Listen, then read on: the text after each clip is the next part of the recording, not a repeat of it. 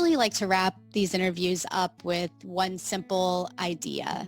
And I think that a lot of people that I have spoken to over the years want to start nonprofits to help animals. And sometimes I think it can seem impossible. I think if someone's listening to us talk, it may seem like, oh my gosh, I could never get to that point, with my nonprofit.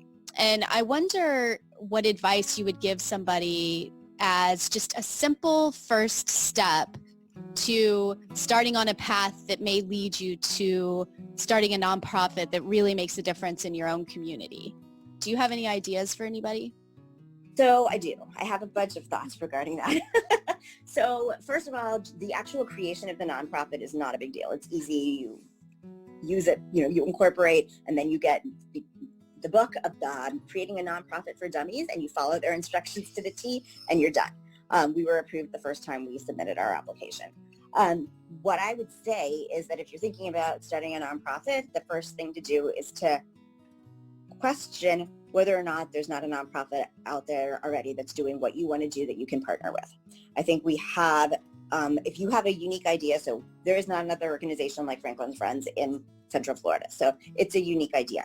But if you want to start a rescue, we see this all too often. There's like 500 little tiny small rescues, and if they would put all their resources together, and one person has a great accountant, one person has a great event planner, they would work together, they could do so much more. So I think really pooling resources, and so if there's something out there that already exists and you want to partner with them, I think that is a great first step. If you have a unique idea, by all means, it is not hard to do. You just need commitment, and you need people to support you. And, you have to have a core group. I would say if you have a core group of 5 people who are committed to the mission, that you can go forward. Also, I think that a lot of times, and one of the reasons there are so many nonprofits, unfortunately, is that people let their internal politics get in the way of the mission. People want to be in charge and be the leader, and they don't like how somebody else is doing things. And I think we've been so lucky to be able to avoid any of that, because I think we're all just passionate about the mission, and we don't have time for politics. And luckily the personalities that we brought on board are such that, we each realize our strengths and our weaknesses, and we really just want to work together for the good of the mission. So I think if, you're starting a nonprofit because you want to be in charge, that's not the right reason to start a nonprofit. If you're starting a nonprofit because, again, you have a unique idea or niche that is not filled in your community, then I think that is absolutely the right thing to do. And, you don't have to be a huge nonprofit. You can have a nonprofit that has a $10,000 or $5,000, annual operating budget. But if you feel like you're making a difference, or if you are making a difference, then you don't have to be huge. So I think that just, setting realistic goals, what can you do? You personally can donate $5,000 to the cause each year, or making that number up, and you think that you can get your friends and family to chip in another $5,000, then set goals for $10,000. If somebody else steps up and gives you another 10 grand, that's great. But set your goals, realistically, and make sure you have the resources in place to achieve those goals, because there's nothing more upsetting than having a goal and not meeting it. So I think having realistic goals, and if you exceed that, then that's great. That you feel wonderful. But at worst, you'll meet your goal, and you'll feel good about it, and it's very rewarding.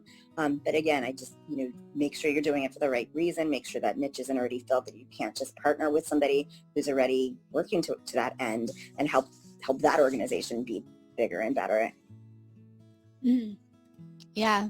Thank you. And I think a theme that I've heard throughout our entire conversation for you is the partnering, and, that idea of so much more can happen when you are working together with other people. And I think that's a theme, obviously, all the way across animal welfare, all around the world. The more that we can find people who align with our mission and goals and values, the more we can do. Absolutely. I mean, I think that, we would welcome anybody who wants to help us in support of the mission. And I think, you have to work together, because each of us has our resources, our strengths, our weaknesses, our contacts. And if we pool that together, you can really conquer everything. So true.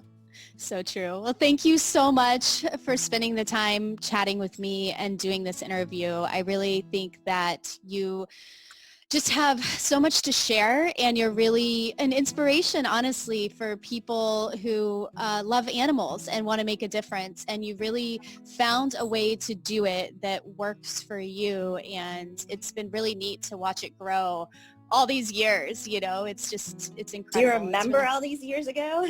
I do, believe it or not. I remember back in 2003, when it first started, and I remember when you incorporated, and it's just really neat to see it just continue to gradually, steadily grow. And you make such a huge difference for Central Florida. It's really great. So thank you for everything you do.